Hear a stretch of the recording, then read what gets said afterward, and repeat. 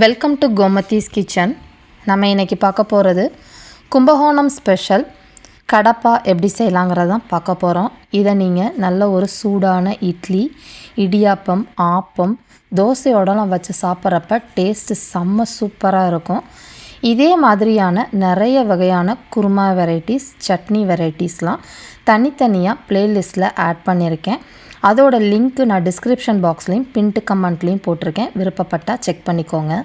கோமதிஸ் கிச்சனை சப்ஸ்கிரைப் பண்ணாதவங்க சப்ஸ்கிரைப் பட்டனை ப்ரெஸ் பண்ணுங்கள். உடனுக்குடனே அப்டேட் வேணும்னா பக்கத்தில் இருக்க பெல் பட்டனை மறக்காமல் ப்ரெஸ் பண்ணிக்கோங்க.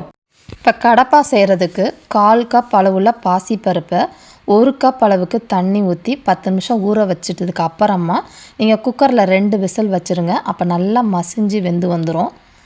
இதுக்கு ஒரு தேங்காய் விழுது அரைக்கணும். அதுக்கு 1/2 கப் அளவுக்கு துருவின தேங்காவை மிக்ஸி ஜாரில் சேர்த்துக்கோங்க. காரத்துக்கு 4 பச்சை மிளகாய், 2 முந்திரி பருப்பு, கூடவே 1 டீஸ்பூன் அளவுக்கு சோம்பு சேர்த்துக்கோங்க. இதில் ஒரே ஒரு வெள்ளைப்பல் பூண்டு போட்டால் தான் டேஸ்ட் நல்லாயிருக்கும். இதை கண்டிப்பாக சேர்த்துக்கோங்க. இதில் போட்டுட்டு ஒரு 1/2 கப் அளவுக்கு தண்ணி ஊற்றி நல்லா இந்த மாதிரி நைஸாக அரைச்சி எடுத்துகிட்டு வந்துடலாம்.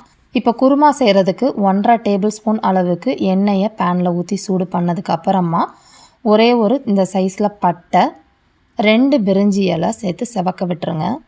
ஒரு 1/4 டீஸ்பூன் அளவுக்கு கடுகு சேர்த்துக்கலாம். விருப்பப்பட்ட 2 கிராம்பு போட்டு பொரிய விட்டுருங்க.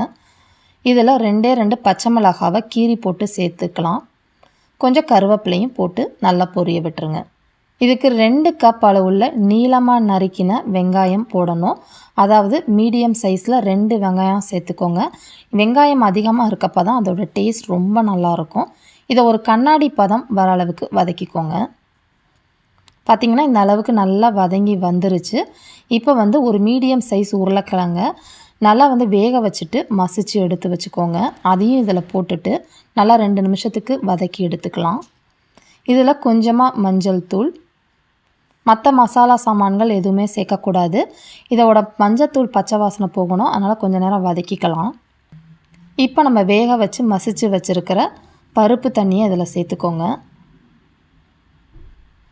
பருப்பு ஊற்றிட்டு இதுலேயே நம்ம இப்போ அரைச்சி வச்சுருக்கிற தேங்காய் விழுதையும் சேர்த்துக்கலாம். இது ரெண்டுமே ஊற்றுனதுக்கப்புறம் பார்த்திங்கன்னா நல்லா கடப்பா திக்காயிடும்.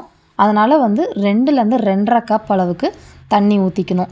இது நீங்கள் பூரி மசால் மாதிரி திக்காகவும் இருக்கக்கூடாது, அதே மாதிரி சாம்பார் மாதிரி தண்ணியாகவும் இருக்கக்கூடாது. கொஞ்சம் குழப்பாக இருக்கணும். இதுக்கு ஒரு 1/2 டீஸ்பூன் அளவுக்கு பொடி உப்பு சேர்த்துருக்குறேன்.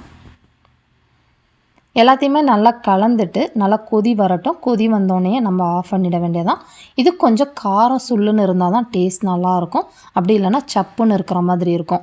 அதனால் நீங்கள் காரத்துக்கு ஏற்ற மாதிரி சேர்த்துக்கோங்க மிளகாவோட அளவை. கருவேப்பிலை போட்டு இறக்கிட வேண்டியதான். ஒரு கொதி வந்தால் போதும். ரொம்ப நேரம் கொதிக்க வைக்கணும்னு அவசியம் கிடையாது. ரொம்ப சீக்கிரமாக செய்யக்கூடிய, அதுவும் ரொம்ப டேஸ்டான கும்பகோணம் ஸ்பெஷல் கடப்பா தயாராகிடுச்சு.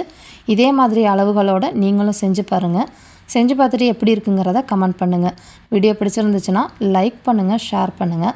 மறக்காமல் சேனலை சப்ஸ்கிரைப் பண்ணி வச்சுக்கோங்க. தேங்க்ஸ் ஃபார் வாட்சிங்.